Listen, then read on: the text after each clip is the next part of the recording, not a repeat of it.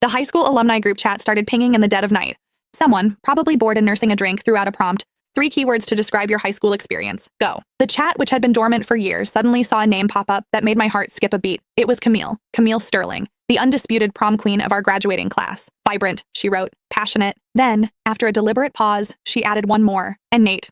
The chat exploded. Even after a decade, they were still the it couple of our high school's tragic lore, the rebellious, wealthy bad boy, and the ethereal, gentle honor student. They had loved each other with a raw, burning intensity that everyone envied, only for it to end in a messy, rain-soaked heartbreak the summer after graduation. Every person in that chat had been a witness to their epic saga, including me. I shifted my gaze to Nate, who was sleeping soundly beside me. The jagged edges of the boy I once knew had been smoothed over by time and tailoring. Nathaniel Vance was no longer the leather jacket-wearing delinquent. He was my husband. Distinguished, composed, and completely, utterly indifferent to me. That old thorn, the one I'd pushed deep into my skin years ago, began to throb with a dull, familiar ache. It seemed the onlookers were more invested in the ghost of their relationship than the actual people involved. Camille's Instagram says she's single, but Nate, does anyone actually know? He went dark after the breakup, dropped out of the loop completely. Now the only place I see him is on Bloomberg. Please, the man is a machine. No scandals, no tabloid shots, just work. There's no way he has a girlfriend. Makes sense. When you lose the love of your life that young, everyone else is just noise. Why did they actually break up anyway? Classic ego. She wanted to head to the Sorbonne. He was being a prick about it.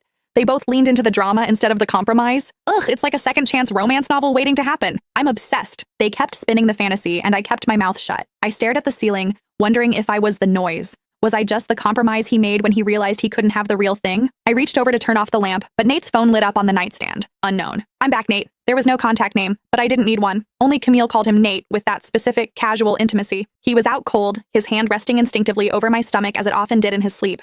His wedding ring, cold against my skin through my silk nightgown, felt heavier than usual tonight. A wave of nausea hit me. My thumb hovered over his screen, wanting to delete the message before he could see it. I knew his passcode, 579579. It was a pattern on the keypad, a sequence I'd long convinced myself was a code for their names or some anniversary. I stared at the lock screen for 2 full minutes, my heart hammering against my ribs, before I finally set it down. Going through his phone felt beneath me. Besides, Nate didn't indulge me the way he'd indulged her. I remembered a day in 10th grade when Camille had been fuming because a freshman girl wouldn't stop texting him. Nate had just laughed, sliding his phone across the desk to her. "You jealous, babe?" He'd whispered, his eyes dancing. "I already blocked her, but go ahead, check the logs, delete anyone you don't like. I'm all yours." Thinking about it now kept the sleep away. I stayed awake until 7, when the light finally started to bleed through the curtains. Nate's internal clock was usually surgical. He was a man of routines: gym, shower, black coffee, office. But today he stayed in bed. He stared at his phone for a long time, his thumbs moving slowly as he typed. He didn't get up until 8. "Nate?" I called out as he stood by the dresser. "Yeah?" "The high school centennial is this weekend. Are you going?" We weren't the kind of couple that shared everything. We shared a bed, a mortgage, and a quiet life.